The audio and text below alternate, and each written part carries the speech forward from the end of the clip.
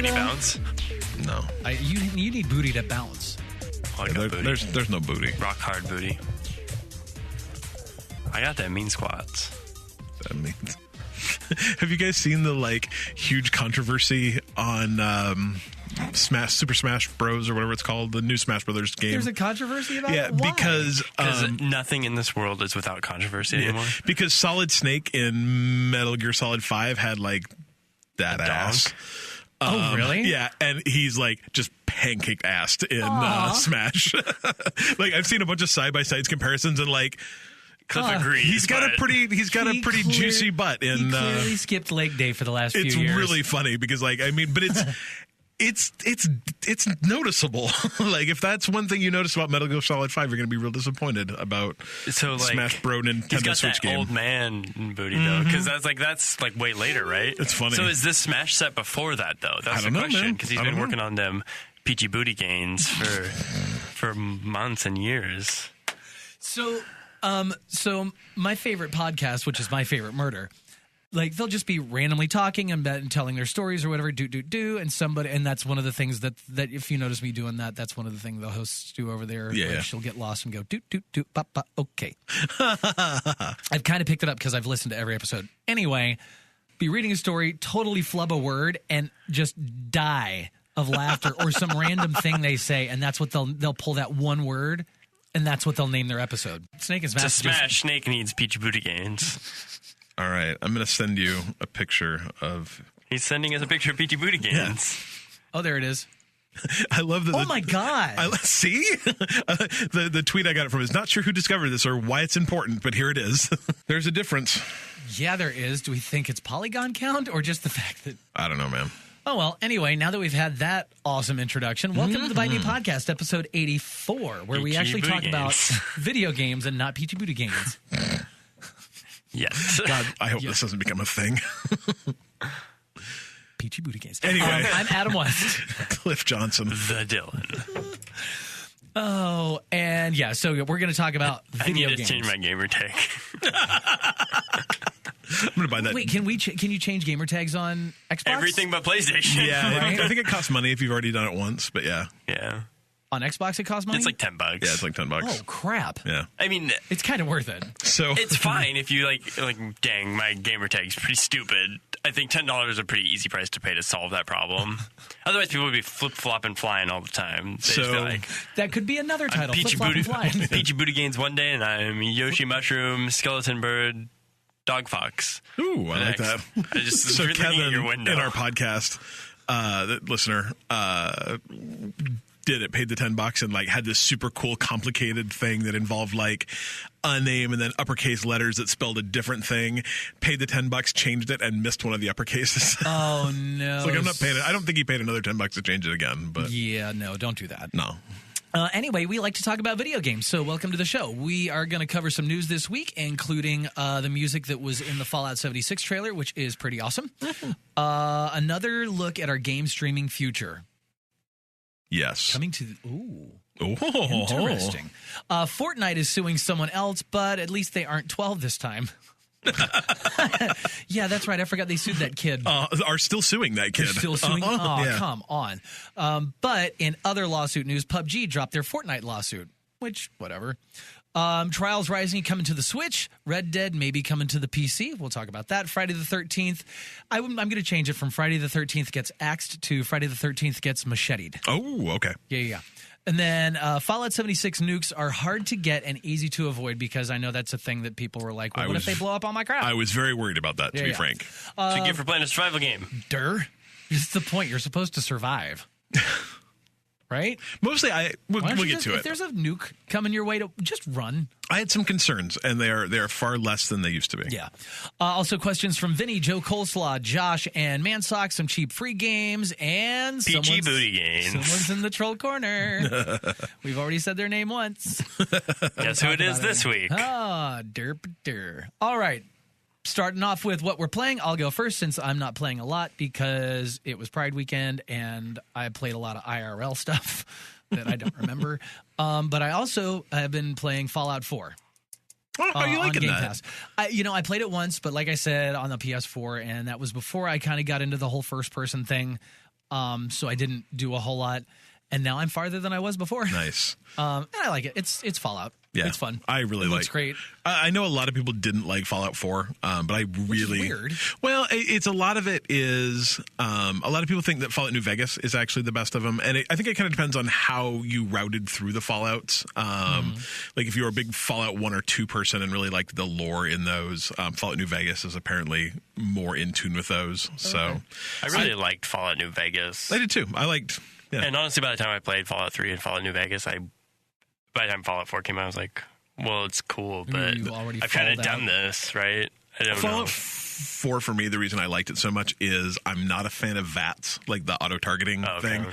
Oh, I love the VAT system. That's one of my most favorite things about that. Yeah, and I really don't like it. Why? And so, I don't know. Slow it down too much It slows it down. I guess that's the thing is what I really like is having VATS when people are close to me. Like, I love being able to shoot at things that are far away and then using VATS if stuff gets too close. But I wasn't a big fan of that. In Fallout 3, you almost have to use VATS because your guns are so, I don't want to say so inaccurate, but I think they kind of followed the same accuracy model as VATS did. So if you're shooting at someone and you've got a 50% chance of hitting them, it doesn't really matter where you're aiming. You still only have a 50% chance of hitting them.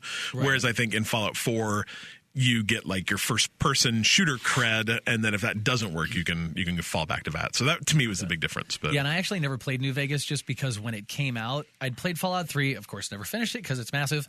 But Fallout New Vegas, I never played because when it came out, all I heard was about all these game-breaking bugs. It was just riddled with them.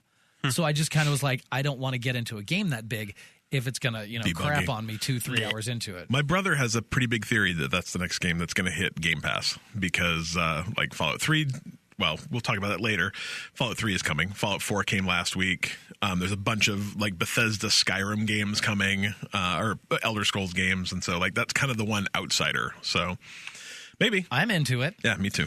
So anyway, I've been playing that and I've been playing... Oh, I totally forgot. It was good, though. You loved it. It was good. Shapes and Beats?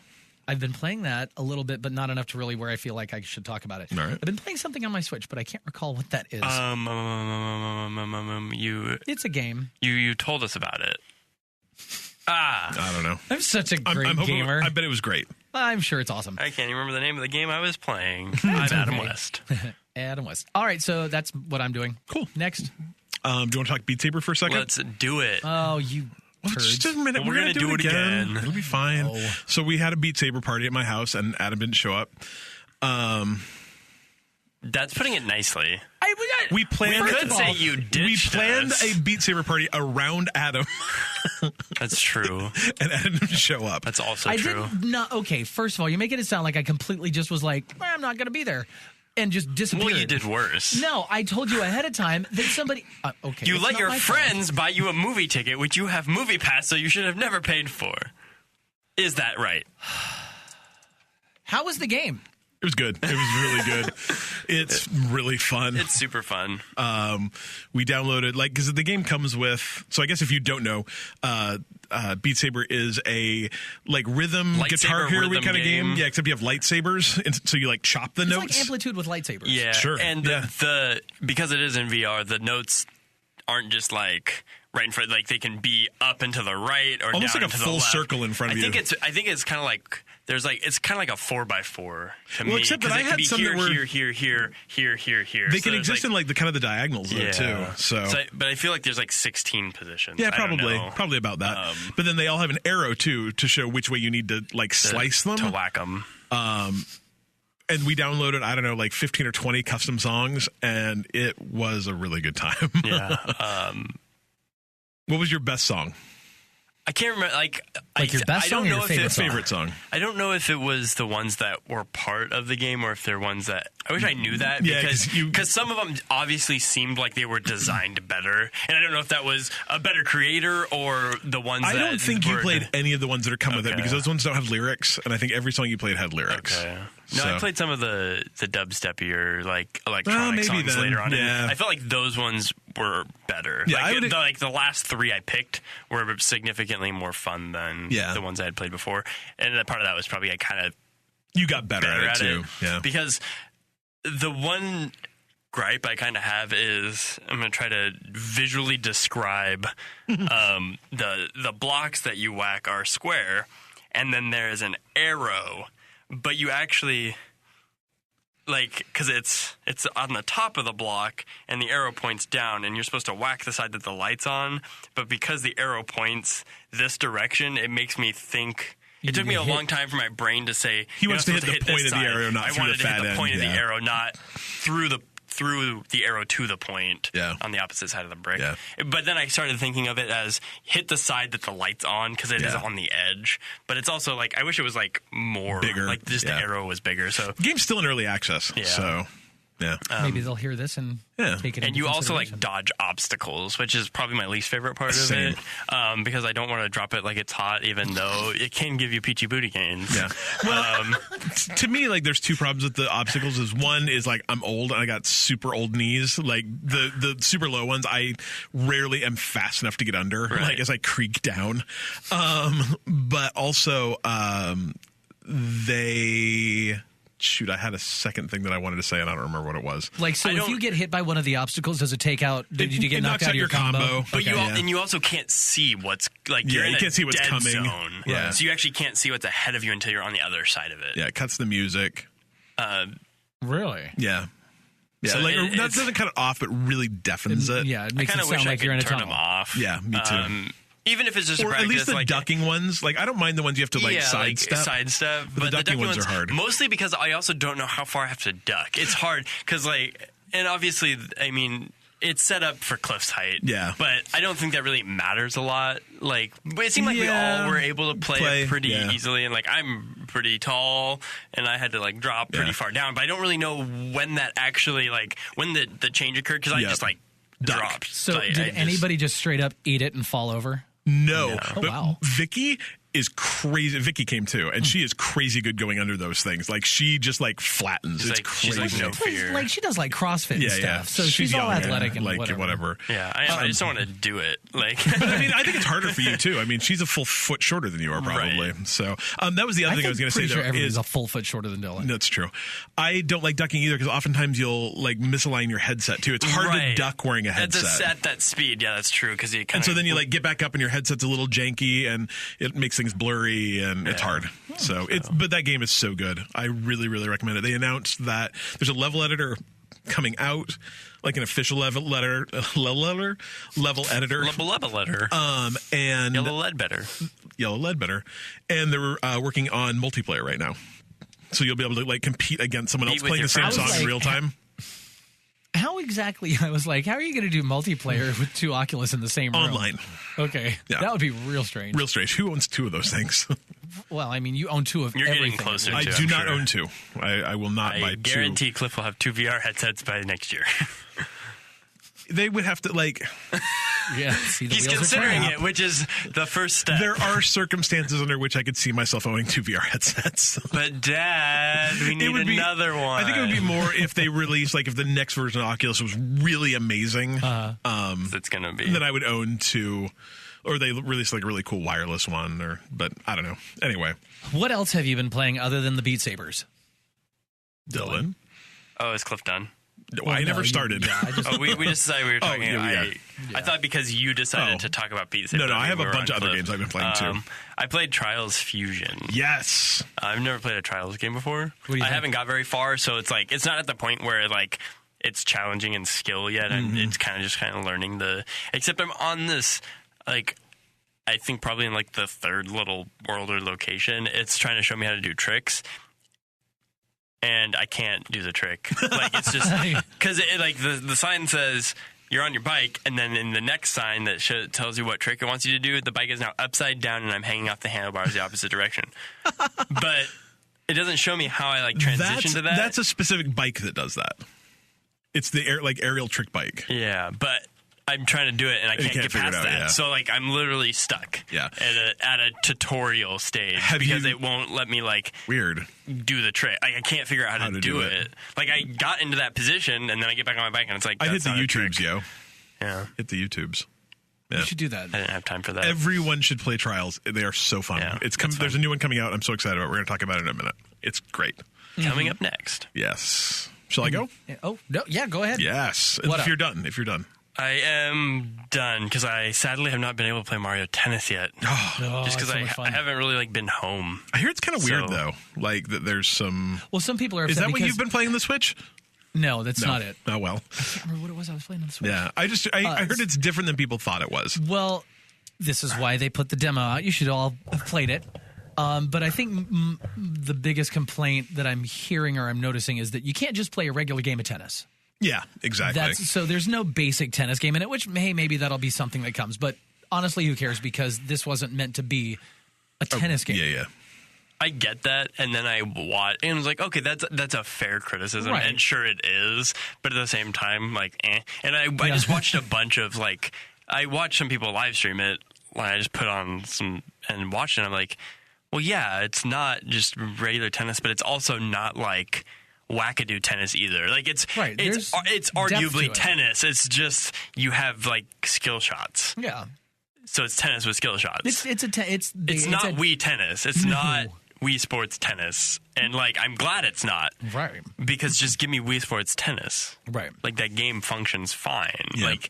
This shouldn't be that. But I agree that you probably should. There should be that mode. Except that's kind of boring. I mean, in reality. Although, how much of that did you play? Oh, a lot. So I played a lot of that game.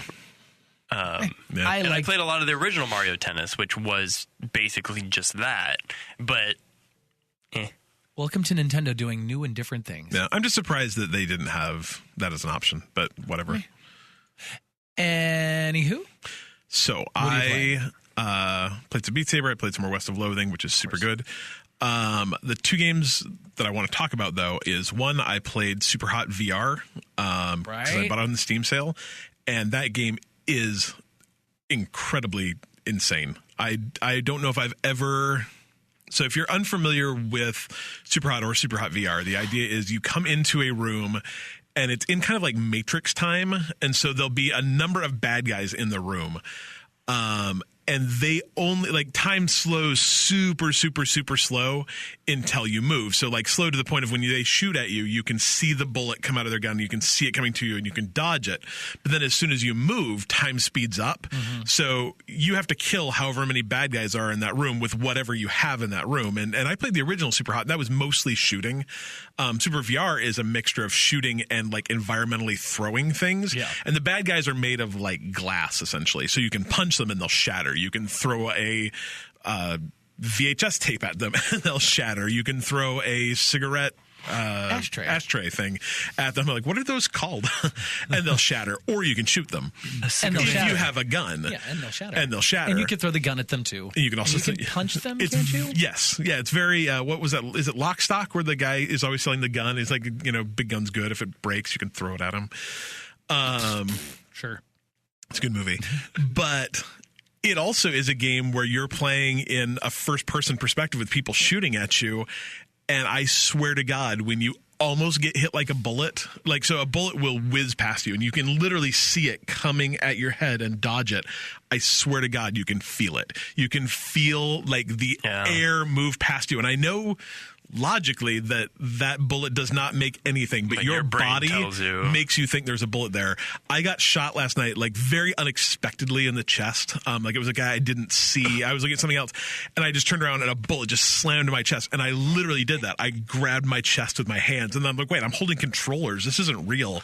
But oh my God, that game makes it feel real. It is crazy fun. And then I'm not good at it. I'm actually pretty bad at it, but there's a scene that I've played a couple times because you play through a couple scenarios and then you'll beat that kind of section and then you'll go into another set of scenarios. So there's a scenario I've played a couple times and it feels incredible too, because you pick up a gun in front of you and you shoot the guy coming at you and he's got a gun. And when he breaks, the gun flips out. You catch that gun out of the air and then turn and shoot two guns at the two guys next to you. It's so good. You feel like some sort of action movie. It's incredible. Yeah. So love Super Hot VR. It's Super Hot is great, but Super Hot VR is great times 50. It's so good. So good. And it's on Oculus and Vive and all the mixed reality headsets. Is it PSVR too? And it's on PSVR. Yeah. It's and I assume it's still on sale. It's normally $25 and it is not included with If you own Superhot, you do not own Superhot VR, unfortunately. Right. So it's $25. It was on sale for $18, and it was worth every penny. Nice. Tell us about this other game you're playing. So Pod is it's a Switch game, Switch exclusive. Okay. With music by Austin Wintory, which already makes it awesome. Oh, yeah. And so it is the story of a fallen star, shooting star that lands on Earth and is incredibly sad that it is no longer in the sky. And so is this the co-op game? It is. Yeah. And so it meets this little rock friend. I wish I could remember what their names are. It's like Boulder, Bulder, and the star has a name too. And the boulder is going to help the star get back up to the sky. They see this giant, like, towering mountain in front of them. They've got to climb up the mountain to get back up to the sky. And they are best friends now, and they walk around holding hands. And the entire thing is just environmental puzzles. So it's just room after room after room of puzzles. But the cool thing about it that kind of, like, elevates it above just puzzle solving is every room has little things that you can make grow. And if you're the fallen star, you can make light, and you can make plants grow, and plants grow everywhere, and they're gorgeous, and they just fill the entire screen. And if you're the boulder, he makes, like, rock crystals grow. And so you start in these levels, and they're just incredibly plain levels. And then as you go through them, you hold this button, and it shoots off, like, this kind of energy field around you. And you make just you turn these levels into these gorgeous, beautiful, like, creations of flowers and crystals. And then while you're there, you solve the puzzle of how to get from the first of that level to the end of that level. And then each you eventually get to this kind of main hub area, and each one of those levels ends with a particularly hard puzzle that you solve, and then your reward for solving that is a tree. It looks like a pine cone. Okay. And that plants this giant tree that helps you get higher and higher in the mountain. And then you, like, plant other pine cones on top of that and get higher and higher. Oh, cute. And it's gorgeous. And you can play it single player, but you absolutely 100% should not. You should find a friend and play it co-op. Because it's all about cooperation too. Like the rock can't jump very high, or he can jump probably like a full, like, body length lower than the star can, which means that he can get on top of the star and use that to get higher. Gotcha. The star, like the rock will actually eat the star, like carry him around in his mouth so that they can get to places. And the star sinks the star floats and the rock sinks. And so there's just all these puzzles that are based around your different abilities and how you do things to get to the next place. And I've played. It's the only thing I'll say about it is I don't want to say that it's too expensive, but it was more expensive than I thought it would be. It's $25. And I'm going to guess 8 or 10 hours. I think I'm about 8 in, and I've got 2 sets of levels left. Okay. But it is so good. It's beautiful, and the animation's adorable, and the little critters are adorable, and the music's great. I've been playing with my wife, and we've been having so much fun. You should play. Maybe it would be like your anti-overcooked. Yeah, anti-overcooked with Kevin. I'll give that a shot. It's not really. There's very little frustrating, especially if you're pretty good at video games. Like the one thing I would say that is not great about it is occasionally you get stuck in the room geometry. Mm-hmm. Sometimes the jumping is a little like it's 3D jumping. Sometimes that's weird. Besides that, man, that game is so good. Like, check out Pod, go watch a video of it. It's so fun. I'm loving every second of it. Very cool. Check that out. It's on Switch now. Yep. All right. That's what we're playing. Real quick, we are official Humble Bundle partner. Make sure you check out bitemepodcast.com/humble. We've got it set up to where everything... It's updated. Yeah, it updates. Does it update automatically? It does not update automatically, but it's super easier for me to update. Now, I completely rewrote it, how it works last week. It's super easy to update. Cool. It is up to date now, and they will also expire when they expire. Yeah, so the old ones will fall off. Yep. But yeah, check it out because you can get a lot of great stuff. All kinds of different Humble Bundles all the time. Everything from comics and music and books and mobile games and games and games and games and games and games. And you get to help out charities, and you get to help us out as well. And one thing I will tell you about Humble is that we are big advocates of Humble Bundle Monthly. It's $12 a month, and you get a bunch of great games. One thing I found out this month is I am not jonesed about any of the games that are coming out this month. I already own quite a few of them. And the other 2 I just wasn't interested in. So I went into like, can I cancel this? Do I have to cancel this and resubscribe to it? You're like, no, just pause it for a month. Oh, really? And so you can just say pause it for 30 days. You don't get charged. You won't get any of those games. You lose access to the like humble trove if you're playing those extra games you get for free, but it'll just pop back up 30 days later. But if you've already downloaded and installed those, then you're fine. I don't think so. Because I thought they were all DRM free, aren't they? Maybe. I'm not sure on that. No, but either way, it just pauses and you don't have to worry about it for 30 days. Cool. So, yeah. So it's check even it out. better. ByteMePodcast.com/humble. Also, if you're listening on iTunes, like us, rate us, review us. We send you free stuff for reviews and we'll talk about you. Yeah. And people can find us. Should we talk about our Patreon people? Yeah, sure. Do it. We have a Patreon, and you can support us. We're going to use that money to go to E3 eventually. Okay. Could be like after we get tattoos, but still. After we get tattoos. Maybe we'll have to pay for the tattoos ourselves. I don't know. That's fine. We'll figure it out. I don't know if we're actually getting tattoos, but maybe we are. Well, Adam is, so if Adam is, I guess I am. Anyway, eventually we're going to E3. I don't know. Maybe it'll be like 3 years from now. But at some point in time, we're going to make enough money to go to E3. And that is thanks to Alan Schulte. Schulte? Dang it. We're going to have to ask Alan how he says his last name. Right. I think it's Schulte. Schulte. Schulte? I think it's Alan Schulte. Good person. That's what I know about him. I think there's a 50% chance it's either It could be of those. Schulte. It could be Schulte. It could be Schulte. Either way, he is right now my favorite person named Alan. You should know my father-in-law is also named Alan. Joe Cole Jr., Mr. Joe Coleslaw.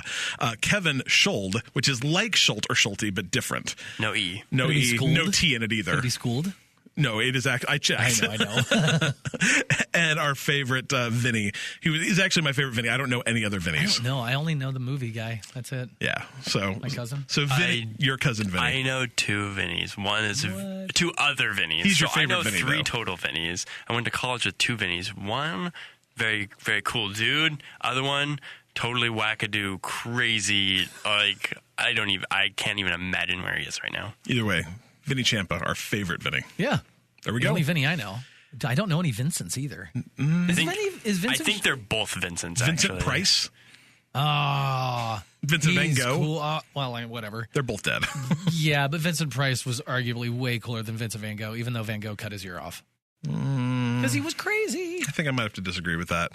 Vincent Anyway, Price was amazing. oh, he's a real cool guy. I do not also a disagree real that dead he's guy, real but cool, yeah. but I think I might like Vincent Van Gogh better. But Okay. whatever. Anyway, for as little as $1 a month, you can support us on Patreon. It's just like for less than a cup of coffee. I was expecting you to go for less than $1 a month. You too could help feed the members of the Byte Me podcast. I did not mean to go like full Sally Struthers. That was not my. That was not my goal. Sally Struthers? That's cake. Okay. Anyway, Oh, it's so good. for $1 a month, you get the podcast early. And like this week, unfortunately, my dog was sick, so it's not very early, but sometimes it's up to like 48 hours early. So That's cool. Yeah. Well, sweet. And you can get onto our Patreon where? Patreon.com/Byte Me Podcast. Do it. There's links all over the place. And we talk about it in our Discord, too. We do. Oh, yeah. You get all kinds of fun stuff if you support us. You get all kind of fun Discord, like colors and things and stuff. Yeah. Cool. Like people are complaining, like, we need to get more people in our Discord today. I'm like, we need to get more people in our Discord today. So come hang out on our Discord. It's fun. There's cool people there, and we talk about video games. We post cool deals. That's how you ask questions on a podcast. It's good. Yeah. All right. We've got a lot of it to roll through. So let's get into it. Done. What's it called? News. That's the stuff. Okay. Anticlimactic-ish. And News. Anyway. news. All right. Up first, if you checked out the Fallout 76 trailer, which I'm pretty sure everybody has, probably my mom has. And if you haven't, you should. Yeah, because I'm really excited for this. Really excited for the Same. The soundtrack. If you like the music in that, you can buy it now. You too can buy it now. Yeah, it was a fun And cover of John Denver. Take Me Home, Country Roads. But if you go to... You probably should have taken the country road home. Yeah, right? If anybody knows how he died, just saying. Okay. Womp womp. Oh, Poor John okay. Denver. I love John Denver too. I know, right? Anyway. Whole new meaning to Rocky Mountain High. Oh, geez. And here we're back. So if Go you to like, iTunes. By Take Me Home Country Roads, probably a portion of that goes to John Denver because, he wrote it. Yeah. But the rest of it, Bethesda will be donating to Habitat for Humanity, a fantastic charity that helps build houses for people that don't have houses. It's a Jimmy Carter project. So if you like that, it's a really good cover. It was a lot of fun and like the perfect setting for a game set in West Virginia. Yeah. So go pay $1, I guess. I don't know how much. I don't know the last time I bought something from iTunes, but probably $1, $1.25. $1.29. Yeah. So I think those are the two prices. Yeah. So and it's just the ones like it's just that one song. I think so. Yeah. Okay, that's cool. Yeah. So go grab that, give a little bit of money to charity, and get a cool Fallout. And it's really song. cool. 100% of the proceeds are going to the charity. It's not like we're taking a cut. Yep. Yeah. Yep. So John Denver is indeed not getting a cut of this. Mainly because he's no longer around, but 100% of it's going to 100% of of their proceeds. So the proceeds go to charity. I don't know how that works. Well, whatever. I don't know. But yeah, check that out. That's very cool. Isn't that cool? Yeah. Yeah, I like charities. I do too. I like Habitat for Humanity is a great charity too. Yeah.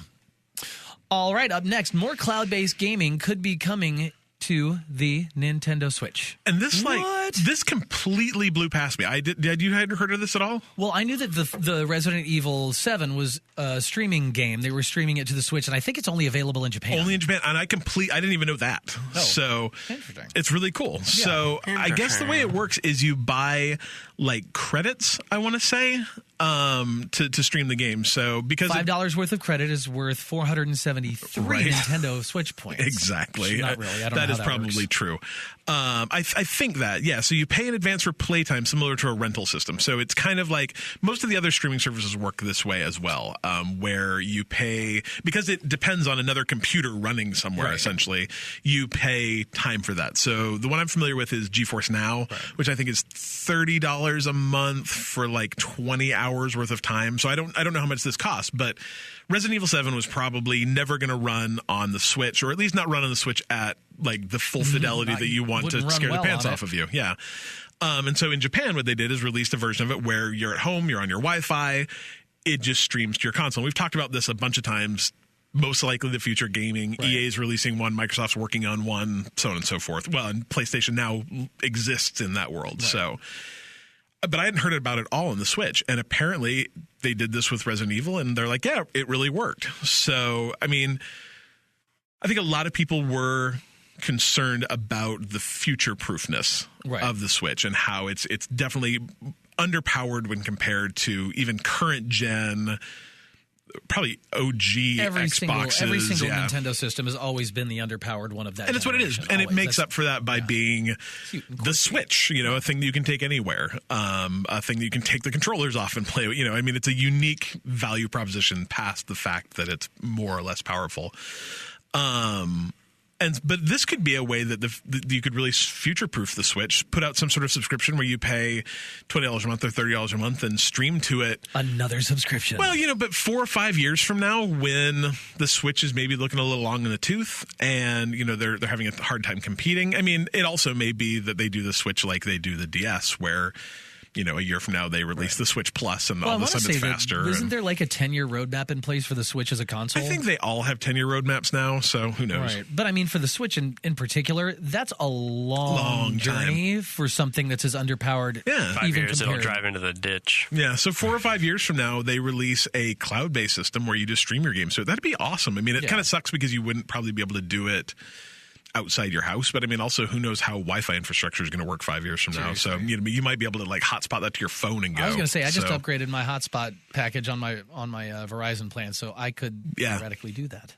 So it's beep, boop, beep. I think there's a lot to be said for how this will work in the future, but you're talking 5 years from now is what, 2023? Like that's when the robot movies start coming to life. Think about what gaming and technology was like in 2013, and streaming to your Switch could be a big thing. If you look at games just 2012 versus now, right? So much has changed, and it's just the changes are happening quicker and quicker. Well, I mean, that was Xbox 360 land. So, this could be a real thing. It could be very cool. So, almost dropped my water. Capcom is saying it's something that they're looking into. They're, using the performance of this cloud version to determine whether or not it should do other things, and whether it happens now or whether it happens 3, 4, 5 years from now. I think it's inevitable, and it's cool that apparently it can already work on the Switch. So I like it. Cool. All right. Up next, Fortnite is suing somebody else, but they're not a 12-year-old. They are.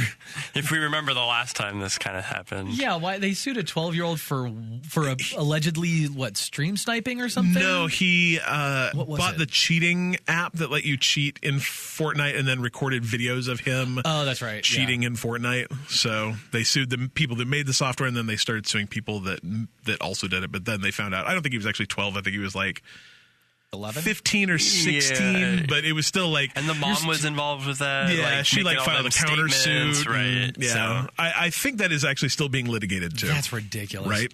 I think it's funny. Anyway, this time... This time, the leaker of Fortnite Season 4 Meteor Saga is being sued by Epic, which...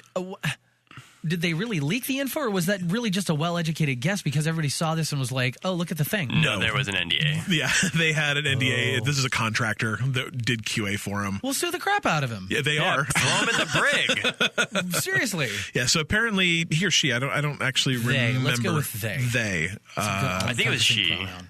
Apparently, if so, her name is Adam. Her name is Hannah, actually. Oh, wait. No, I saw Hannah. Oh. Yeah. Oh, I apologize. Sorry, Hannah. Yeah. You're still going in the brig. No. Why the brig? His name is Thomas Hanna. Anyway. That's so confusing. So he shared it with a guy named Adam, okay. who then Adam published it everywhere. Gosh. Yeah. So this was one of those instances where you have an NDA, which I guess if you don't know what that is, it's a thing you sign saying I won't say anything about anything. Yeah.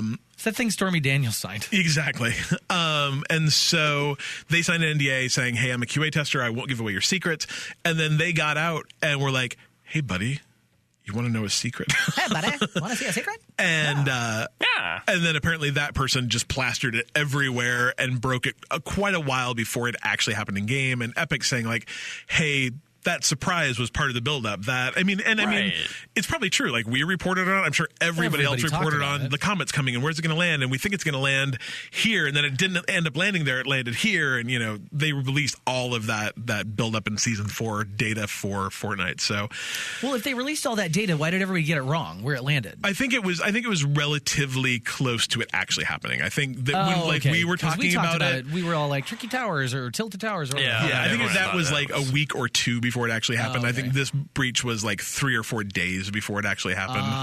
Gotcha. But man, I can't think of any way this person isn't gonna end up paying a bunch of money. And Adam DeMarco's the guy who basically was like, look at this thing I heard. Yeah. His username is Internet Adam. That's pretty good. How did you get that name? Right? That's a pretty simple. It's good. You're just jealous. I am because I have a hard Internet time. Adam. Adam West. I have a hard time finding anything. I that am absolutely shocked. I don't know why. Who knows? I get everything. Yeah. Yeah. No. I mean, my name is true. Rare enough that Johnson's a super common last name, but Cliff's a relatively non-common first name. My brother's name is Cliff. Is his last name Johnson? No. Then there's no problems. Well, right. Just saying. But I have that as my Gmail address, and so I got a pretty good non-numbered, non-dotted. Yeah, I won't do any of that nonsensical nonsense. Yeah. So, but no, it's my biggest problem I have now is that my username that I've used for ever is Loki, Loki, and I named myself that because of the character in Dogma, the Kevin Smith movie. It's I think Matt Damon's character in Dogma. Okay. And I'm like, Loki, it's funny. I like that movie a lot. It's like anybody really kind of Greek or Norse mythology funny. Right. And then all of a sudden the Avengers came out. I'm like, well, or Thor or whatever. And all of a sudden everyone thinks I'm just some sort of Loki. And I can't get it anywhere now. I have to spell it ridiculously. L-O-W-K-E-Y. Literally mostly it's Lowkii. That's silly. Whatever. Anyway. All right. Well, the Internet Adam. Moral of the story is don't F with Fortnite, man, because they will sue you. It doesn't matter if you're named Adam, named Thomas Hanna, or you're 15. Right? Exactly. They will sue you. Everyone. So if you sign an NDA, don't breach it. That's the thing. If you sign an NDA, don't be dumb. If you sign an NDA, don't sign it. Do what Stormy Daniels is doing. Exactly. Just do that. Only sign an NDA with the president. Yeah, because then it's fun for everybody. All right. In other Fortnite lawsuit news, PUBG has dropped their Fortnite lawsuit. Yeah, and that's the story. That's surprise, right? I very much wonder if this was just a Fortnite was like, or PUBG was like, hey, we're gonna do a lawsuit and then see if they'll settle. Right. Yeah. A quick cash grab. And then Epic was like, yeah, we got lawyers and Fortnite money. So It's almost like we got them V-Bucks, baby. when Kevin and I were house hunting, when we bought a house, we found this great house and we were like, oh, we really like it. We offered them their asking price right off the bat. We're one of the first people to offer it. And they were all like, yeah, no, we feel like we could get more. Well, if you feel like you then could why get more. didn't you ask for more? Right? I hate that. I absolutely hate that. So 48 hours later, they hadn't gotten any other offers, and they're coming back to the table saying, well, we really like that now. And I'm like, no, screw you, buddy. How about $20,000 less? Yeah, right? I should have gone. You can't I really should ask have gone for for it. You can't put an But it's like you don't. I don't want to go down that road. Don't do that. Like, follow through, man. When I bought my car, Don't ask for less than you want. Like, Right. If you want more, ask for more. when we were buying my wife's car, ay. the dude came out like, there's a price on the car, right? He comes out, like, we start negotiating, and he's like, he brings out their first offer. It's $2,000 more than the price on the car. I'm like, no. Like, why would you? Well, they're real hard to get. I'm like, I like pull up my phone. I'm like, Right in front of me. and like they are kind of, but they're limited stock, whatever. And so I pull up the sticker. right, and so I pull it up on there. I'm like, this dealership is 15 miles away from here. It's whatever. They're selling it for $4,000 less than you just offered me. It's like, let me see what I can do. I'm like, Yeah, you do that. Okay, well, this better be $4,000 less. Dude comes back. He's like, can you meet me in the middle? I'm like, no. It's 15 minutes. And I could pay $4,000 less. That breaks down to like how many hundreds of dollars per minute it will take me to drive over there? I'm taking that deal. They finally came back, but he had to come back 3 times before he was just like, well, how about I sell it to you for the same amount this other dealership? I'm like, well, maybe you should do that. Ago, bro. God. It's like, okay, it sounds like PUBG has hired people from dealerships and house owners in From Seattle a Hyundai to work dealership there. in Renton. I know how car salesmen get their bad rap. Right. Like, All right. Up next, Red Dead Redemption 2, possibly coming to PC. There was a temporary leak on Rockstar's LinkedIn profile. A programmer that works for LinkedIn. Wow. Yeah, said the literal listing is that he worked on Red Dead Redemption 2, PS4/Xbox One/PC. Oh, what? And then it broke everywhere. And then, oddly enough, it now only says PS4/Xbox One. So either... I think maybe he just made a mistake. Sure. No. To me, there's one of 2 options. Okay. One is that at one point in time, it was coming out for the PC. Because when it very, very first came out, it was very much a like, hey, we're not saying what systems this is coming out on. And so there's a big buzz like, oh, it's coming out on PC. It's coming out on PC. They didn't immediately say this is an Xbox One PS4 game. And so either at one point in time it was coming out for PC and has since stopped development because it's very much not coming out for PC right now, or at least they haven't announced At least they it. haven't said. And so either it was and they decided not to, or it's going to, but they're going to do it post-release like they did for Grand Theft Auto 5, I believe, where they did Xbox One, or probably at that time Xbox 360 and PS3, and then released a PC version. And then I think the PC version actually kind of is what they built the remastered Xbox One and PS4 versions off of. So Well, I guarantee you that it's coming out on PC. Just who Just knows not when. Yeah. But I think it's coming. I think the bigger story here is that of all the 3 people that checked their LinkedIn, one of them managed to see this and make it news. I think that there is Good for them. a class of people that LinkedIn is actually a social network for Yeah. them. I don't understand those people at all. I love the idea of LinkedIn, but it just doesn't work. Isn't it like Facebook for professionals? It's sort of. Yeah. I mean, I think that's what it wants. Like, that's what it wants to be. But I think it would be think about your Facebook. If your Facebook was every single person you worked with, including like your boss's boss, I would not like that. but also every employer you could potentially work with ever. Like, what would you be willing to post on LinkedIn? The answer is absolutely nothing. yeah. Except for this guy, evidently. Yeah, except for this dude who's probably looking for a job now. I think that's the struggle, though. Is like, what content does suit that platform? Like, I don't know. All I know is that our CEO... I'm not giving away my good ideas. Yeah. Our Don't steal COO them. friended me on LinkedIn the other day, and I was like, oh, well, now I can never use this ever. Yeah, no. I would quickly delete that. The best part is I told that to our boss, or my boss. And he's like, oh, yeah, he did that to me like 3 years ago. I'm like, what'd you do? He's like, ignored it. Smart All man. right. All right. Next Friday the 13th. You remember that game that came out, last year? Yes.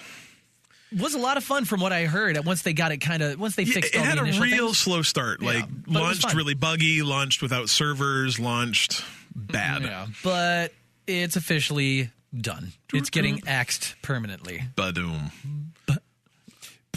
There you go. That's the noise I wanted to make. Sure. It didn't work out that That's way. not really an axe noise. I mean, Whatever. It is an axe noise if it connects with somebody's head. Yeah.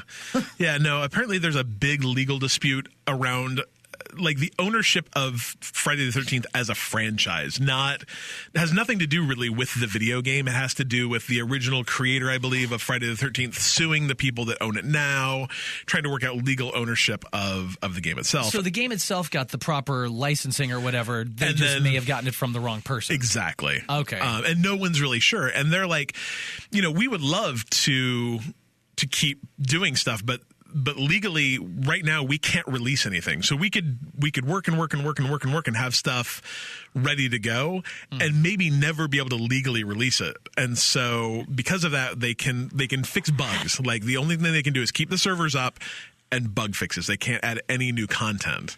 So are they going to keep the servers going Yes. for a while? Yeah, presumably, until it probably becomes financially dumb for them to do so. But to me, this is like, hey, the servers are up for now, but who knows for how long. Gotcha. But they're like, as a company, we can't afford to be putting out content that we aren't going to make any money for. Any money off of. And so they're going off to whatever their next project is. So bummer, because I think they still actually owe some Kickstarter backer rewards, like the extended goal stuff, which is too bad. The people that Kickstarter that will never see it. But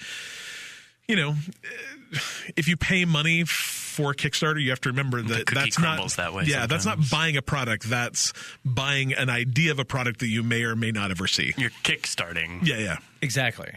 So there's It might risk. not actually start. Well, Every that's the once thing. in a Like, I Indiegogo to those ear pod things that I showed you. They look like elf Spock ears. That Yeah. They're super awesome. They were supposed to have been delivered out last July. Yeah. And I still haven't seen them, and I haven't seen an update from them. So we've talked a lot about Kickstarter and GoFundMe and all those different things. And it's every once in a while I'll see one go south and like people are suing. I'm like, you can't you can't make any expectation. The idea of this, what it's for. It's a shame. I mean, it's a bummer when it happens. I totally get that. We should kickstart our own game and then just do something. Run with the money. And then do something else. Pretty much. I can't remember what it is, but tattoo. there's something. There's a story out there that's kind of like that. Yeah, there's legal stuff that makes it so that we can't actually do that. I'm not sure that's Not 100% really, true. no. I think you can take the money and run if you I mean, kickstart. certain platforms do have different rules. Like certain things, you give money, and if it doesn't reach the goal, right, the money never happens. Yeah. Right? But if you make your Kickstarter goals, like the money is there, and then what they do with it, they don't necessarily have to complete a finished product. I don't believe so. I don't think If they're they want to legally go obligated. shoot a movie in the Bahamas, they can just go to the Bahamas and not come back with a movie. Yep. Like in reality, right? So I think I know how I'm going to fund my European vacation. that's why if you want to fund something, just go find some people that. If you want to fund something, you know what? like, Go fund yourself. Go work your butt off and do a walkathon or something. There you go. Door to door. Get your grandma. Get The 25 Adam bucks for West it. Memorial Walkathon to fund his tattoo. Right. Exactly. All right, let's wrap up our news with a little bit of info back on the Fallout 76 front. Bethesda says Fallout 76 nukes are hard to get and easy to avoid. So there were a lot of people that were freaking out like, oh my God, nuclear bombs, they're coming my way, I'm going to die. I literally watched that trailer. I was like, "Oh, this is awesome! Ooh, I like what they're saying. Ooh, I like that." Wait, Ooh, what? That guy can blow all my stuff up? Uh-huh. Yeah. I was very, very, very nervous when they start talking about nukes. I mean, to me, like, first of all, it's kind of tone deaf to the game, I thought. You're like, we just spent 25 years in a Fallout shelter because we're worried about nuclear nukes. war. And then you get out, you're like, oh, nukes sound fun. Like, to me, that seemed really tone deaf to the game itself. But what they're saying is that nukes aren't necessarily something you're going to use to like try and blow up your neighbors. Like that would actually be very difficult. Right. Nukes are for shooting at landscapes and then changing that landscape, but going in while there's fallout around and suiting up in your nuclear protection suits, because there's extra treasure, extra loot, extra stuff in those. Yeah, that sounds cool. Yeah, and so to me, it's more of like an adventuring. It's almost like a quest. It's part of the world too. It's just like this nuke's gonna happen. Boom. And then, like something. Dusty Depot's gone now, right? Yeah, but that's what they said. That they're hard to get. It's a series of sue you now. Right. It's a series of getting launch codes, getting other launch codes, going to the nuke place that's hard, putting in those launch codes, hoping nobody else is going to be there. Hoping no one else is there. Targeting something, launching it, waiting for it to hit. All the people, as soon as it's launched, find out if they're in the area. And apparently, the like kind of the towns you build in that are like you hit a button, it goes into a suitcase, and you just take that suitcase somewhere else. And nice. So the odds of your town getting blown up by a nuke are literally like you weren't paying any attention and someone did it on accident. You deserve it. Yeah, it's not going to be you feuding with some other survivors. Yeah. I wish my nuke at you. Yeah, that it would just. My nuke back. And my guess is that nukes are going to be one of those things in this game that they're constantly balancing. That they're going to make them easier, and then they're going to be too easy, and then they're going to be too easy. Yeah. So it's like, and it's not. You can't just. I'm going to go blow up this thing with a nuke. You've got to get a part of the code here. You got to go over here, do this quest, maybe find a piece of the code there. It'll point you in the direction of the next piece of the code. It's a whole bunch. And then everybody does get a substantial heads up. Hey, by the way, you might blow up if you don't GTFO. Yeah. The more I'm hearing about this game, the more it sounds like you're actually not going to be seeing other people all the time. Like this is going to be a big area with a very limited number of people. So I think it's going to be good. Be fun. I'm super excited. It comes out soon. Is it July? No, I think it's November. I think it's November 14th. I think it's 2 days before my birthday. Oh, that's right. But then there's a beta too. So that's right. That's what sign up for the beta. Yeah, I did. There's one more bit of news that we skipped over. No, I did not sign up for it because you have to pre-purchase it. Oh, that's right. It's a pre-purchase. Yeah. So I'm going to be pre-purchasing it from Amazon. Do it. I dare you. Done. I don't think I've done it yet. Trials is coming to the Switch. Yay! Yes. Tell us more about it. So this is the new Trials Rising that was premiered during E3. It looks real good. Does it? It really, really, really does. But it is also coming to the Switch, which I think is very exciting. That was not announced as part of the E3 launch, as far as I remember. I don't think so. Yeah, and apparently it looks like really good on the Switch too. Yeah. It's not just like, oh, it's on the Switch. It's like, oh, it looks just as good as it would be. Well, I mean, is it one of those powerhouse kind of games that you need a really beefy system to run it? It's one of those kind of games that, because what you're doing is so like physics intensive. It's very physics intensive, and it's very like you might have a couple frames to do this, especially on the super hard levels, to do the exact right series of weird jumps in the right order. That it's not necessarily graphics intensive, but it's important that you don't. It needs a high performance of the game to be able to play at its potential, right? It needs to probably run at a very locked 30 frames a second or a very locked 60 frames a second, because otherwise it would make doing the hard stuff very hard. Okay. So, however, playing this on the Switch is awesome. I think, especially because it's got multiplayer now. It looks like so. Yeah, I'm very excited. And when is this coming out? Not soon enough. I don't remember when. Hopefully by winter, because I think I can like snuggle in my bed when it's cold. My little Switchy. I'm not sure. I think it's next year, unfortunately. Yeah, it looks really good. It's so fun. I'm very excited about it. February 2019. So literally the worst month to release a game in all of 2019. Because there's like 100. Yeah. February 22nd is like the day of reckoning. So wow. Anyway, Trials I guess probably fits somewhere weird. Yeah, it's not really competing with those things. So it's something you can play to supplement. Yeah. It's going to be great though. Looks fun. And there's a ton of Trials games out already, right? Oh yeah. So I think some of them at are in Game least Pass. 3 or 4. I think so. I believe so. I've seen one in there, and I know that one was at Games with Gold. Yeah. That's why I have Trials Fusion. And then there's what's the Trials of the Blood Dragon? Don't play that one. It's terrible. Wackadoodle strange. I wouldn't say it's pretty bad. Has like a 5 on Metacritic. I think it's pretty bad. Sucks. Yeah. All right, that's all your news that is news that we'll talk about this week. More of that next week. It's now history. What? I said it's now history. It is. It was news, now it's history. All right, questions this week from Mansocks, Josh, JoeColeslaw, and we always kick it off with our favorite one because he's the only one I know. Hey, yo, Vinny. Like the throat clear. What's happening? What we got this week? I feel like Vinny's voice got deeper. I think it did too. Vinny's getting older. Why He's is it? getting tougher. Oh, wow. All right, Vinny. Ready to go. Right. Vinny wants to know, it's more of an open conversation, but where do you see video games and the technology around it being in about 20 years? Like, how will VR be? Will AR be as big as well? Will you be sitting in front of your TV to play games? Is that going to be a thing? Will there be console wars? Anything that we think could be impacted in video game world in 20 years? He wants to hear about it. I'm going to say everything will be impacted. 20 years is a long time. Yeah, like 20 years from now, there's going to be like corneal implants to where you're playing games literally on the inside of your eyes, and you don't need TVs. I mean, I have to think about what you're 10 years ago, we didn't really have iPhones. Yeah. And now 10 years later, we have pretty advanced iPhones. So 20 years down the road, with some sort of exponential growth, because I feel like that's probably more like the curve that really happens with our technology nowadays, rather than like the reverse of that. Right. Like, it's pretty fast. I don't know. I mean, I think the thing is when you think about 20 years, like 1998 was what, like the very end of Super Nintendo land? Yeah, you were just about to N64. N64 right? came out. Well, let's see. My brother. N64 was 97. Yeah, because my brother got one in 97. So like the very, very, very, very first of N64. That was PS1. You know, PS1 was 95, think about 96. What those games were like, and then think of games today. You know, that was the very, very, very first of 3D. So, I mean, a little bit has changed in the last 20 years.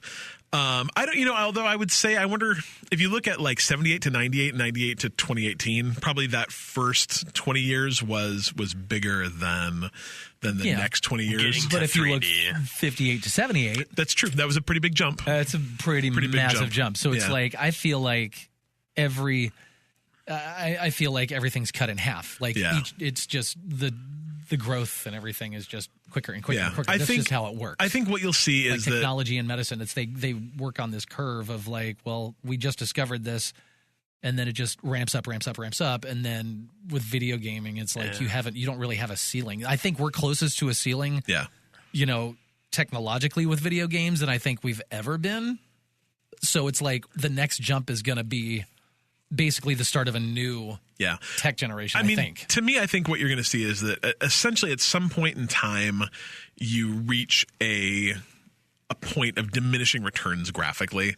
And that's where I think we're kind of there. We're getting very close. And where that changes is like in VR. Like there's still a lot of room to grow graphically in VR. Like things look real in VR, but things don't look realistically real in VR yet. So I think that is VR going to be a thing? Yes. Will AR be a big thing as well? Yes. Or I don't even think there'll be a distinction between those two. Right. It'll be VR, AR. It's some glasses you put on, and they'll be very tiny, and they will not have wires. And I'm guessing that AR is going to be more of the, more interactive things in your environments and worlds. But my guess is it'll switch between the two seamlessly. Right. I think that you're going to see a lot, but I mean, games will look real. And I think that even more what games will look like, tools to build games will become significantly more simple, that you'll be able to do things today that are very, very, very difficult and very, very, very time intensive and very, very sloppy, and say, oh, I want to generate terrain that does this, and it'll go like, oh, I can build all these rocks. That building huge outdoor environments will be a matter of not having to procedurally place trees everywhere. When you look at like what No Man's Sky is trying to do with worlds that are completely generated via algorithm, that is something that 20 years from now will just be standard. Right. And so as an indie dev, you're going to be able to go like, I'm using, Unity 2028 or 2038, and I push a button and a world. And then what you're doing in that world is building story and building interactions and building those things now that, and building AI. And even I think AI is going to be something that is going to be. Oh, the robots are coming. Yeah. These things are going to be so much easier that hopefully we can do things like super realistic physics, super realistic AI, super realistic great stories. I'm hoping that right now a lot of making video games is create a world, create a a bare bone story and then connect this world to this story somehow. And I think that in the future, it will hopefully be, hey, the worlds are pretty easy to create. Let's worry more about the stuff that fills them up. Right. So, well, there's that. How about, let's get this. So we have autonomous automobiles, right? So we have like the Google car, let's say. Hell yeah. So the Google car drives me to work, but I get to play Forza while driving. Yes. So I'm just like in VR space, and like, so I'm in my car, I'm driving, and then I get to work, but I was playing a game the whole time. I think that reality, though, of we're going to have, every once in a while you'll see a photo, and I always love them when you see like a dude who brought like his Xbox on the subway and, like has a TV like propped onto things where people would be able to literally just put on glasses. Right. And, where you're, you won't have to have a controller, like it'll, interface with your brain. I don't know. Or, a very small, discrete controller. Shoot them with mind bullets. Yeah. I mean, could you imagine that? Like having the Switch controllers in your hands. That's all you really need. I've imagined that. You've imagined that. I love that. But then, just a pair of glasses you put on and your Switch is there. Yeah. I would like that. That'd be real cool. Imagine like a game, though, where you use like psychic abilities and you just control it with your mind. Right? I mean, I think all of these things are possible. We're talking 20 years. 20 years is a long time. You crazy. Yes, I think we're all in agreement that video games now are not going to be video games anywhere close to what we're going to see in 20 years. Nope. So, is it kind of interesting, though, that I think you can visualize 10 years ahead pretty easily. Like, that's tangible, but 20 years is so far really, away. Really hard to gauge what that looks like. I would say with technology, though, that if you're going out 10 years, you're probably guessing. Yeah. Like, you can probably make a pretty realistic guess about 5 years from now. Yeah. Because you're like, 2023, we'll be in the middle of PS5, Xbox, we decide the one Y. You're going to be right in the middle of that console generation. It's the next console generation that's going to be the weird one. That's going to change. I'm just thinking, I mean, compare the Xbox One to the Xbox. It's like, it's really just a more powerful, prettier Xbox. Like, really not much has changed in 10 years. It's been through 2 large iterations, but it wasn't something that was totally out of the question from what was originally there. But the same way 10 years before the Xbox, sure, we made it to 3D, but how big of that jump really was there? To me, I think it was a natural evolution. I think that if you looked at 2005 and made the 20-year jump, you would be very shocked about what 2025 is going to be. Yeah. I don't think it's going to be. I think 2023, 2025 is going to be very different than what we have right now. The next 10 years are going to be a huge jump. Cool. All right, Vinny, thank you for that one. Up next, JoeColeslaw. It's been touched on in a few episodes before, but how do you feel about certain games taking on the service dynamic, like, Destiny, things like that, and only having one title to expand upon versus the multiple sequels with some minimal improvements? It was brought up with Overwatch, touched on with The Division before the announcement of the sequel, and even Destiny before the cat was out of the bag in the sequel. He knows World of Warcraft was a point of contention on how it's been a game with service for, 15 years? Mm-hmm. What games could you see expanding with the service mantra?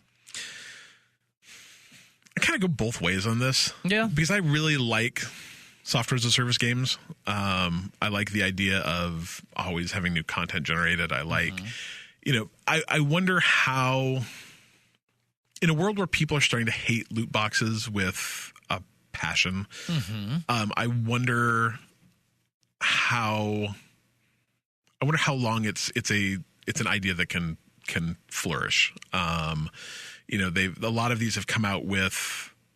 Can they make it on cosmetics alone? I guess is my question.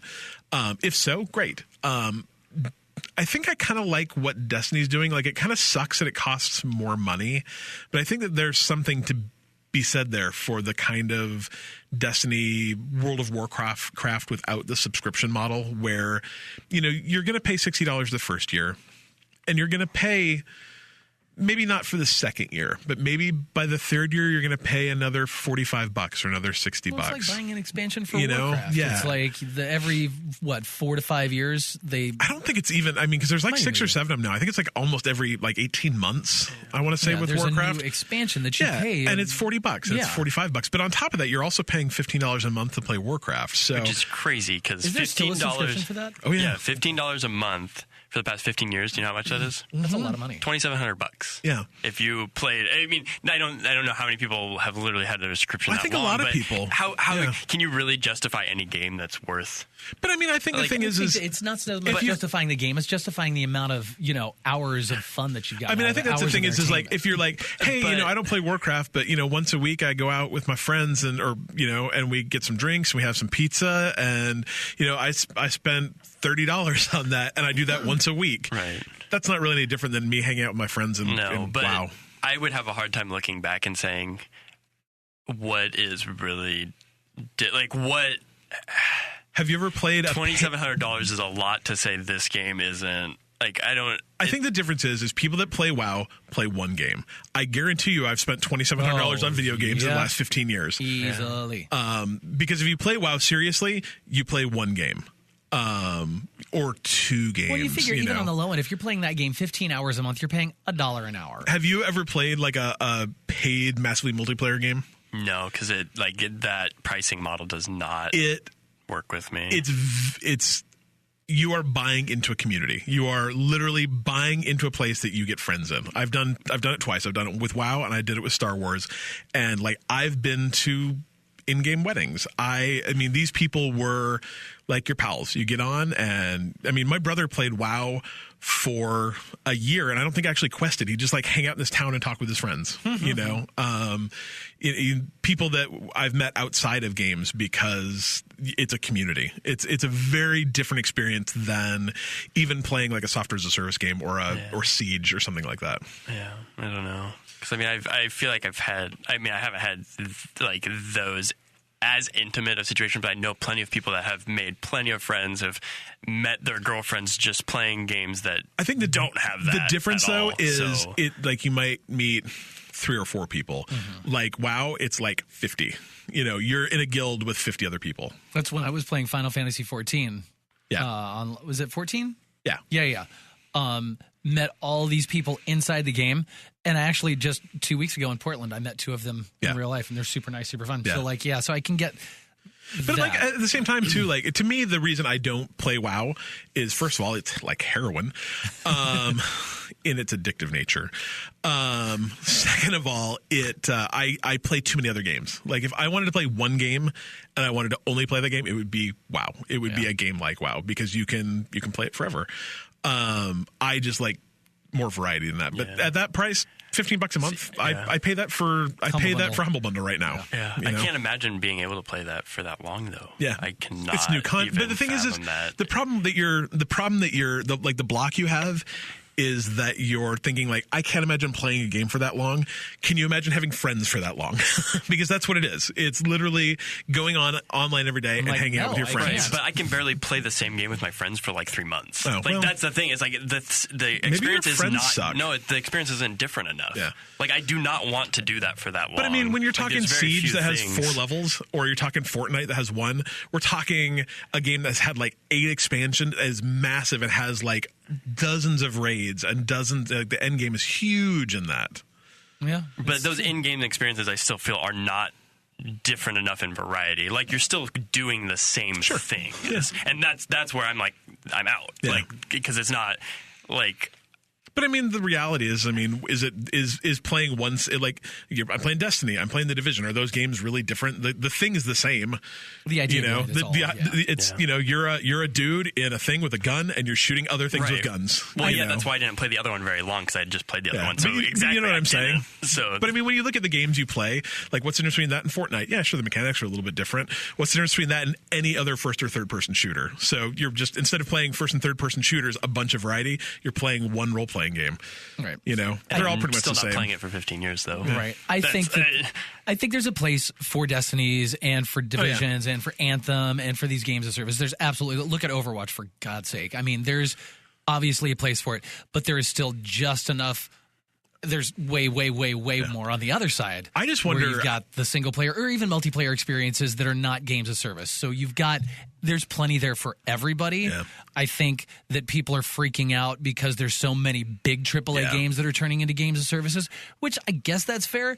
But again, on the other side of it, there's way more for you to pick and choose from if you want those single player or, one-off experiences. I think my problem is there's almost too many. Like, because I want to play Destiny 2 and I want to play The Division 2 and I want to play Anthem and I want that's where it gets hard. Pick if you want to dip your toes in a lot of games, you can't get the full experience unless you're willing to shell out a lot of cash, and you're not playing it as much as the people who are really getting their value. To me, it's not even the cash; it's the time. Well, that too. But I think when it comes to that, though, I think a lot of the games of service games, when you break it down, they're all the same game. The Division, Destiny, Anthem, I guarantee you is going to be. Those are all the same game, just different ways of going about doing them. To me, you got to find one you like, and you got to pick one. To me, what I hope, that's the hard part. What I hope is that all these software as a service games end up being kind of how Sea of Thieves have been and Destiny 2's been, where you're like, hey, I'm going to get in and I'm going to play for 6 weeks, and it's going to be awesome. Here's the new DLC,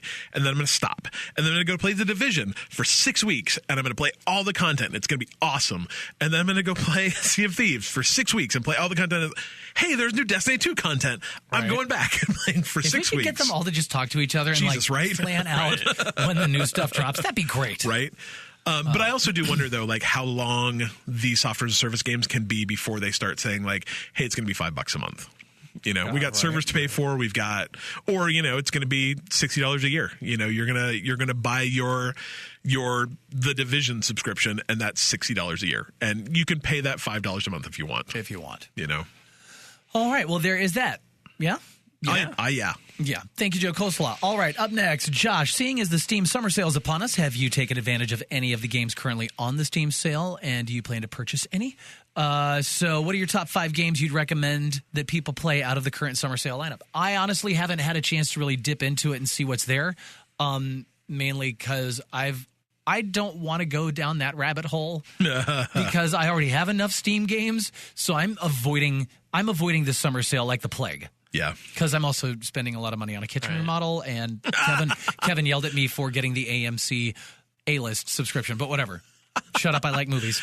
I'm actually, I know people in our Discord saw it. I think we passed it around a little bit, but there was a thing that came out the other day where you could plug in your Steam ID and it would show you how much you'd paid for your Steam games. Please don't make me, I don't want to do that. And so Scary. I did it. No, and it wasn't bad. It was like, and it's over the last, for me, I've had my Steam account for 13 years, and it pulled it up and it was like $750. I'm like, well, that's not bad at all.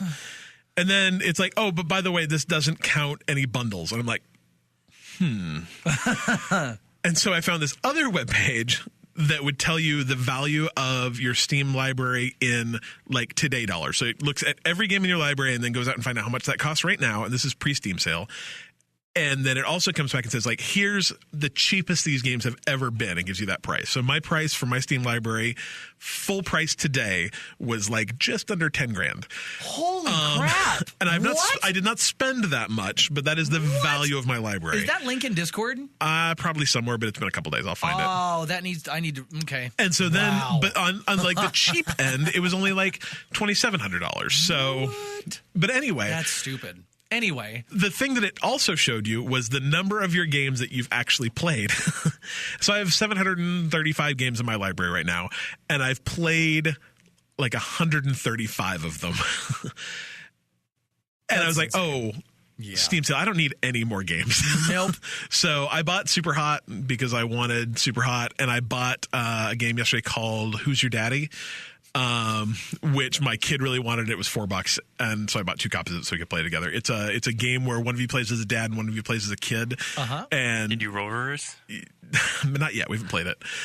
And you have to try and keep the kid alive. The kid, you guys have seen Who Framed Roger Rabbit, right? Oh yeah. The cartoon short at the first where the kid just keeps almost dying because he's a kid, and kids are stupid. Kids are stupid. Trips into a thing full of knives and trips into a fire. It's that game. The kid keeps trying to do stupid stuff, and you have to keep them alive. Please don't die. That's funny. So it's funny. So those are, I think, those are the 2 games I'm going to buy, even though there's other ones that I want to buy. Hobbs on sale. I really want Hob. And Or The Water Tastes Like Wine is on sale, and I really want that. So, Any games for you? I feel like it was a little bit of a loaded question because literally my entire wish list is on sale. Like literally every single game. Because I feel like almost every single game has some sort of small discount to it at least. I don't even know where to begin. Like, I'd say just go check your wish list and just pick 5 games and buy them. What I will say is, first of all, Vicky actually sent a really cool list to our Discord that was like 20 games that are under $5. So if you don't want to spend a lot of money, that's a good deal. Right now, you can buy the Valve pack that is every single game that Valve has ever put out. And I think the most you'll pay for it is 15. And that includes like Portal 2, Which Left 4 Dead 1, and Left 4 right Dead 2. But it's cool too. It is dynamic. So if you already own a bunch of those games, like if I go to buy it, it only costs like $5 because it just has to fill in like 4 slots of the games I don't own. Right. But anyway, Vicky sent me this list of like 5 games or 20 games under $5. Amnesia Dark Descent is $3. Bastion is $4. That game's Bastion's awesome. Deus Ex Human Revolution and Mankind Divided are $3 and $5. Mankind Divided is amazing. Yep. FTL is $3. Hotline Miami is $3. Just Cause is $5. Life is Strange is $5. Mad Max is $5. Totally worth it. Auction Free, which is probably one of my favorite games I played last year, is $5. Papers, Please, which is supposed to be good, but I've not played it because it looks sad and depressing, especially in these current times, is $5. Resident Evil 4 and 5 are both $5. Revelations 2 is $1. Let's see. Knights of the Old Republic is $4. The Swapper, which my brother played and loved, is $3, and Undertale is $5. And The Vanishing of Ethan Carter is $3. It's like $1.50 if you want it in VR. Oh wow! So, yeah. So that is a very good list. That's a good list. Hollow Knight is a relatively newer game that's on sale that I want to pick up, but I'm going to get it on the Switch and not on sale because I think that's an awesome place to play it. I wanted to pick up a Telltale game or two. Okay. I'm interested in like the Batman. I wanted to play those. I like Batman. Batman. It's not really how he talks. A couple other that Deep Rock Galactic game looks pretty interesting. Yeah. That Dwarf Space Pirates. I agree. But I had a couple other ones that I was like, I wanted to play. I'm trying to log into my wish list right now. Yeah. There's the thing. The moral of the story is there is something for everyone, and a good place to start would probably be that list that you just rattled off. Because that's a lot of great games for all under $5 a pop. All under $5. It's in the Discord too. That's awesome. That's what I want to do. I just want to pick out like 5 games and pay less than $50 for. Because I feel like anytime these sales come up, it's going to happen again. Yeah. So like, think about how many games you're really going to play. Alongside the games that you normally play. Mm-hmm. So, like, if you buy 10 games for $200, like, are you really going to play those between now and the next sale? Right, you're not going to get to them. So, I mean, that's, I think, picking up those value titles that you're never going to get for cheaper than $3 anyway. Right. So, sure, spend the $3. Yeah. And that's kind of where I've been at is like, there's a bunch of games that I want that are $20 games that are 25% off. I'm like, I'm not going to play that right now, so I may as well wait because that game's going to be 25% off next Steam sale, or maybe it'll be 35% off. Right. So. And Gang Beasts. I definitely recommend Gang Beasts, though. Play Gang Beasts. Second part of this question, what are your thoughts on the Steam Family Share? Josh just realized it exists and may have found a new way to play these games with him and his friends with the single player games, because the thing is you can't play the same game at the same time as somebody else in your library. You can't play a Steam game at the same time. So if you and I are Steam sharing, only one of us can use Steam at that time. Okay. So what does that mean? Install. If you boot up a game and are playing, Cliff can't play. Yeah, exactly. If Cliff boots up a game, you can't play. Right. Yeah. Okay. So that's just simultaneously cannot be playing. Right. Did I say something different? No. Well, you said boot up a Steam game, and so it's not you can't play the same game at the same time. It's you can't play any games at the same time. Oh, if you were playing Steam, Cliff can't. If Cliff's playing Steam, you can't. What? Well, let me. Yeah. So if I'm playing one of your Steam games, you can't play any of your Steam games. I don't. Are you sure? Yes. Oh, that's weird. Yeah. I don't like that at all. That's how it should work. Yeah. Or this so wouldn't work. if I'm playing, let's say I'm playing Super Hot on my Steam library, and I'm playing another of your Steam games, only one of you can play. Only one of us can play. And I mean, I thought it really. Yeah, and so I mean, the reality is that the Steam or the Steam Friends library is a little different than like Xbox Family sharing. The idea is that most people probably have one gaming PC at their house, and you're really only supposed to be sharing this with your family. This isn't the friends and family sharing plan. Right. This is the family sharing plan. So the theory is yes, I have one gaming PC in my house. My entire family can share that library, even though maybe we have different libraries. Like maybe I have a Steam library that I don't want my kids getting to Grand Theft Auto 5, so they have their own library of games that don't include Grand Theft Auto 5. But yeah, you can't play them at the same time. And so does it let you share with your family or friends? Yes. Is it intended for that? No. You also have to either be willing to give your friend, like the person that you're willing to do this with, you have to be good enough friends with them to give your Steam library password information for, because they have to log in as you on their PC. Right. Like Vinny was saying, you could set up like a team viewer session and log in remotely to their PC and type in their information. But, the reality is Steam library, you should be trustworthy enough to share your only share it with, because I mean, ultimately that is also the person you're going to have to say like, hey, yo, get off this game. I'm playing. Right. So, which is like awesome if you have an opposite schedule with someone, like power to you if you want to play these games. But to me, it sounds like a hassle. Like, and it like mine just like me and my kid share a library, right? Because he has his own that his, and that's the thing is like you end up having to start thinking about like, okay, my kid wants to buy this game. I need to buy that on his library because he might want to play that while I'm playing other things. So then what if I've shared it with, let's say, Kevin and Miles? They each want to play a game out of my Steam library. Only one of them can play at once. That's so weird. Yeah. Let's see, I thought it was just that game in particular. I'm like 99% sure that it is a Steam. Per Steam. Because that's the idea, is that it's if someone wants to go play Steam, they're going to go play the Steam. Mark that. I will take that out just because it's so the opposite of what I thought I read.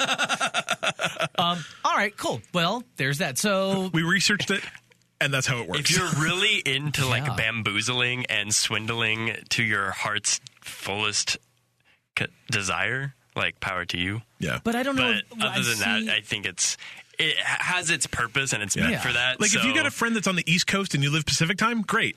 They play their games at night. You get home from work, you play their games. Like there are instances where yes, 100% you could share this with other people. Yeah. But those instances aren't terrific. Right. Well, I think I think it's a good way to try out games. That's how I was looking at it and using it as a way to try out games and stuff like that. 100%. Maybe I don't want to buy this, or maybe I do, or maybe I'll get what I need out of just sharing it. Something like that. Yeah. Like that's how I wanted to view it. Yep. So yeah, and I mean, like we have one, like we have a Byte Me Steam account that we all share. So like that kind of thing. Like that works. It's great better, for that. Kind of better if you had like a somehow third party community thing where you that honestly, honestly, that'd be the best way to do it. Yeah.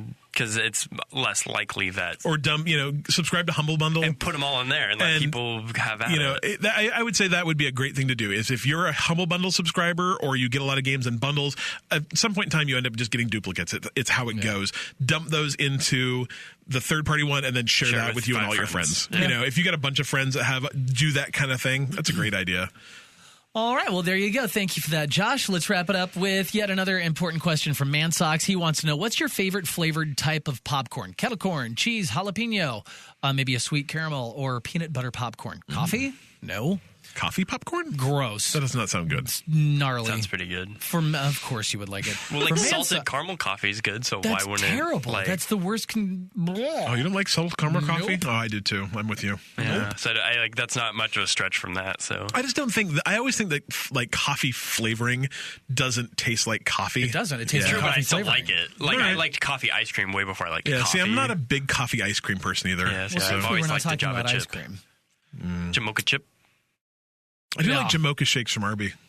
So for Mansocks right now, kettle corn is his jam. After real movie theater popcorn drenched in butter. Of course, are we eliminating the classic buttered? Over buttered popcorn is king. My favorite popcorn. is going to be the chocolate-covered kettle corn at Cinerama. Yes. Is that what it is? Yeah. Cinerama? See, I like a half and half from there, like half chocolate, half not chocolate. Cover everything in chocolate, and I will eat everything. I think it's very good. My favorite popcorn is the caramel corn that I make because it's amazing. Yeah, okay. It's sticky, gooey. It's like caramel dumped onto popcorn. Right. It's incredible. I'm into it. Yeah. I like both of those things, and I also like that like zebra stripy. I don't know where it comes from necessarily. Like I think you can get it at Costco. Yeah. Like that. Is it kettle corn or is it caramel corn? It's caramel corn, and then it's drizzled with dark milk or darkened white chocolate. Like maybe like a good moose munch. Yeah. Yum. Yeah. No, I'm not a big popcorn person though. Like I like caramel corn. That's about it. Like even movie theater popcorn is. It's not my thing, really. I love movie theater popcorn. Yeah. I really like kettle corn. I don't like picking with Mansocks. So. I don't like picking kernels out of my teeth for the next 4 days. Sorry about it. Yeah. All right. Well, there you go. Thank you, Mansocks. If you have questions for us, like the rest of these fine folks do, you can drop them in our Discord, find us on Facebook, Twitter, whatever. But yeah, do the Discord because there's a lot of questions we don't even touch on the podcast that everybody has discussions about. Well, and that's the fun thing is very often someone will drop a question in and then everyone else will talk about it. So it's like you get you're everyone's doing opinion. our work for us. Thank you. It's nice. All right. We've got some cheap free games to cover in a troll corner before we wrap this up. So let's get into it. New Game Pass games this week. I want to talk about all of these because they are all so good. Yeah, there's some good stuff. So coming up July 11th, Warhammer Vermintide 2, which is that super cool rat Left 4 Dead with rats. Yeah. But this is day and date. This is launching July 11th. Oh, and this is not an Xbox first party game. Oh, sweet. Yeah. I'm liking the way that's working so far. Same. Dirt 4 is coming July 1st, which is a motorcycle fun, racing? I don't think or off-road like racing. Off-road racing, so it's car. I think it was originally cars, and now I assume they've added. It's probably dune buggy, dirt sprint bikes, cars, within the fourth motorbikes. iteration. Motorbikes? So. Not my thing, but whatever. Motorbikes is a thing. 1934 called Motorbikes Are Back. Motorbicycles. Zombie Army Trilogy. Weren't you playing this? I beat this game. It is terribly awesome. Fun. Yeah, okay. It's fun. It's don't play it single player. Find 3 other friends that have Xbox Game Pass. Turn the difficulty way down, and then go shoot Demon Hitler. Okay, is this like the zombie sniping game? Yes, it's a zombie sniping game. So it's really weird and kind of disjointed, and the story's strange, and there's no dialogue, and it was fun though. I liked it. July 10th brings us Bomber Crew. I've almost bought this game like 15 times on Steam, and I'm really glad I didn't. There you go. It's like a super cute, cartoony. You're running an airplane that is a bomber during World War II. It looks really fun, like kind of a strategy resource management game. Again, this is why Game Pass is the future. Mm-hmm. Abzu coming July 1st. Amazing. I love this game so much. So good. I listen to this soundtrack literally once a week. It makes me so happy. It's my when I'm on an airplane soundtrack. Same. It's exactly that. My wife is too now. So good. Yeah. Shadow Complex Remastered is coming July 1st. This game is awesome. Okay. It is a Metroidvania made by Epic. It's actually published by Epic. It's made by a company called Chair Software based out of Salt Lake. They're the folks that did the Infinity Blade games, if you played those on your mobile phone. It's just really good. You're in a secret base trying to access secret base things to save your girlfriend. Like, it's a little tropey story-wise, but really, really, really, really good Metroidvania game. I liked it a lot. And this is the remastered version. It's like 2.5D. Oh, okay. Yeah. Elder Scrolls 4 Oblivion, that was before Skyrim, right? Yeah. Okay, so I played this on the PS3. This is a 360 generation game, so it's a backwards compatible game. Correct, yeah. And it's supposed to be really good, and I think it's still... Like, I'm sorry, I think it's still playable.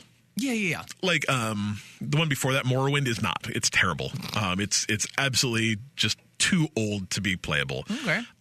Oblivion is not. I've never played it, so I might that's one have of to the try games it. that I bought when I bought my PS3. Yeah, I might have to give this one a go. This or this, and they're like, they're both really good. Yeah, so. I'm going to try it. Fallout 3, maybe you've heard of it? I just beat it. Oh, yeah, I heard about that. Last week. That's on there July 1st, and Human Fall Flat is also July 1st. A lot of games. So, funny Fallout 3 story, kind of. My brother was like, hey, I'd been talking about it. He's like, I should go play that again, because he's beat it like 3 times and has like 700 hours in this game. Oh, my God. And so he like realized, though, that he doesn't own it. I think he owns it like on a disc, but didn't have the disc with him. It was my parents' house, whatever. He's like, doesn't want to dig it out. So he went to buy it digitally, And apparently on the Xbox One, you can't buy Xbox 360 games with a gift card.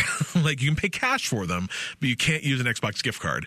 And so he went to all the trouble of like setting up his Xbox 360, did all that crap, buys with the gift card, and now it's going to be free in a week. Oh, so, no.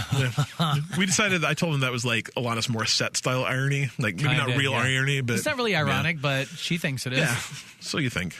All right, over on the PlayStation side of life, PS Plus games for July have been announced. We've got Absolver, which is a kind of an open world combat game. Like it's like if Street Fighter was like an open world fighting game, so you actually do like combos and you learn new fighting tricks. Game. Yeah, Austin Wintory did the soundtrack for it. Came out. It's new. It came out last year. Like I know this game. Pretty late last year, August last year. It's maybe a year old, not even a year old. I have not played it, but I have always wanted to. Yeah, so intriguing. Yeah, I know Dylan likes this game, Heavy Rain. Yes, one of my favorite games of all time. Yeah. Are you glad that it's free? Yes. Should everybody play it? Yes. It's a very emphatic review from Dylan. Alternate take, I hear the writing's really hackneyed. That's fine. Really? Oh, yeah. Oh, God. It's literally the best story I've ever been seen in a game. There are so many people that hate David Cage because they say he's just a hack writer. No, it's like one of the best. It's not like groundbreaking and crazy, but it's probably one of the best stories ever in a game. Yeah. No, there is half of the internet that thinks you are absolutely wrong. It's the only game that's actually ever made me feel anything when playing it. No, and actually have to make choices take that a step based back. on what I was playing. It's the only thing that ever made Dylan feel. Yeah. No, like seriously, I've never played. Like I don't get very emotional during any sort of movies, anything. This game actually made me have to be like, well, I'm making a choice based on what this is presenting me. Like no other game has given me that experience. Yeah. Oh, wow. I've heard a lot of people say it's very good, and I've heard a lot of people say it's really bad.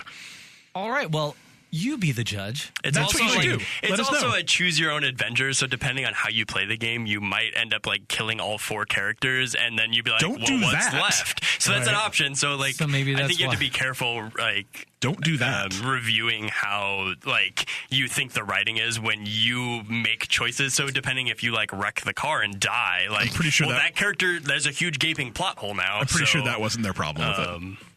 Well, okay. So there were some very I think strong Vinny opinions just beat on that too. game. Vinny really liked it too. Yeah. Well, I'm going to play it because I've never played it, and I remember seeing it, and I went, I should You're probably like, play it. The Heavy Rain. Yeah, better than the Light Rain. No, the Light Rain's way better than I the like Heavy Heavy Rain. I like Heavy Rain like when I'm at home. If it's gonna rain, it better dang rain. Don't give me that little dribble pee. No, on me. I love the Seattle rain. Yeah. The like. Okay, so anyway, if you're still rocking the PS3, you'll be glad to know Rayman 3 HD and the Extreme Exorcism are coming to the PS3. I want to know what Extreme Exorcism is so bad. That's like, is that like The Rock performing an exorcism? I have no idea what this is, but I want it. Like you get an old priest and you get a young priest, and the young priest is like, Duke Nukem and Kratos come together to perform an exorcism. It's an extreme exorcism. Oh my gosh, I want that. I want to find out. I need to know. PS Vita and PS4 crossplay with Space Overlords, also Zero Escape, Zero Time Dilemma. That's a lot of zeros in that game. Wow.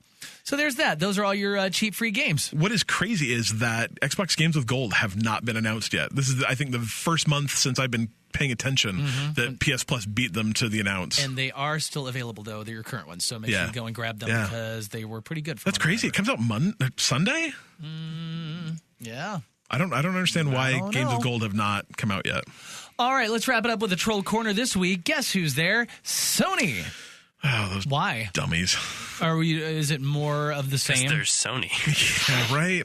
Yeah, so, I mean, I think JoeColeslaw was like, dude, why isn't Sony in Troll Corner like every week over this? You can only have one account attached to your Sony account if you want to play Fortnite, and it's a pain in the butt to undo them. And, you know, like this morning, Sony made a statement of, you know, hey, we're really looking into this, and yeah, gamers really want it. And we think that there's a way that we can, you know, we're thinking about it really hard. I'm like, well, you know, Clearly. Nintendo and Xbox thought about it really hard like a year ago, and we're like, And they did it. okay, and now Xbox and Nintendo are running commercials together, which makes my head hurt. Like, I don't even understand how this works. I had to say this earlier. It's like, who would have thought that Nintendo and Xbox would be playing together before PlayStation and Xbox. Have you seen those commercials? Not yet. Literally. Oh, it's, wait, yeah. It's the Switch, like it's snap, and then one half of it's for the Xbox. I'm like, holy cow, what's going on? For what game? Is it for Fortnite? Fortnite, I think, yeah. I want to say Rocket League, too. It very well could be. I'm just like, this is crazy. But Sony came out today and said, we think there's a really good way where we're thinking about it real hard, where, we can meet our the wants and needs of our players, but also, meet the need of our business. And I'm like, oh. And then I think last week or the week before, like the former CEO of Sony America, who doesn't work there anymore, is like, oh, yeah, no, we talk about it a lot internally. It's just all about money. I'm like, come on. Seriously. Come on. Well, I mean, when the rest of your company is doing so poorly, you kind of need to make as much money as you possibly can where it counts. There's no part of me that believes that this wouldn't sell more games. Because it's totally not true. Yeah. All of a sudden, you want to play games with all your friends on Xbox. You're like, oh, yeah, sure, I'll buy a copy of The Division. Sure, I'll buy a copy of... Exactly. That's exactly it. And maybe the other side of it is, I just can't see any way where this doesn't involve people buying more games. I have a ton of Xbox games.